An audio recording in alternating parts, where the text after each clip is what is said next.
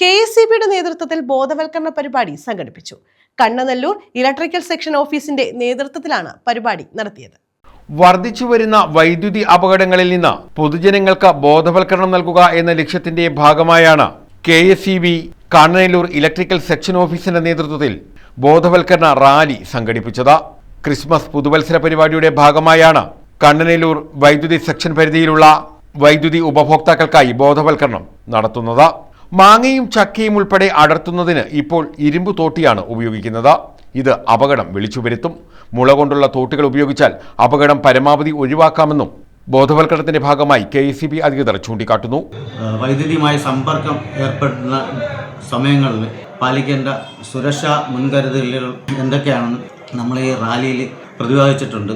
പ്രത്യേകിച്ച് തന്നെ ലൈന് സമീപമുള്ള വൃക്ഷങ്ങളിൽ, അതായത് പ്രത്യേകിച്ച് മാവ്, ചക്ക, മുരിങ്ങ ഇതെല്ലാം ധാരാളം ഇപ്പോൾ ഉണ്ടാകുന്ന സമയമാണ്.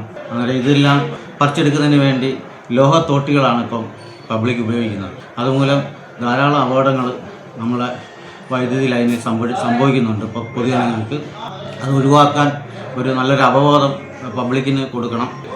അതാണ് നമ്മളെ മുഖ്യ ലക്ഷ്യം. അതുകൂടാതെ തന്നെ ലൈന് സമീപമുള്ള നിർമ്മാണ പ്രവർത്തനങ്ങൾ ഒരു നിയന്ത്രണവുമില്ലാതെ നടക്കുന്നുണ്ട്. അത് ഒഴിവാക്കണം. കൂടാതെ വയറിംഗ് സംബന്ധമായ ജോലികൾ നടത്തുമ്പോൾ ELCB സ്ഥാപിക്കുക, അത് പബ്ലിക്കിന് അതിനൊരു അവയർനെസ് കൊടുക്കുക. ഇതൊക്കെയാണ് നമ്മൾ മുൻനിർത്തി ഈ ഇന്നത്തെ റാലി കൊണ്ട്, സുരക്ഷാ റാലി കൊണ്ട് ഉദ്ദേശിക്കുന്നത്. ഇരുചക്ര വാഹനങ്ങളിൽ പ്ലക്കാർഡുമായാണ് ബോധവൽക്കരണ റാലി സംഘടിപ്പിച്ചത്. News bureau, Kundara.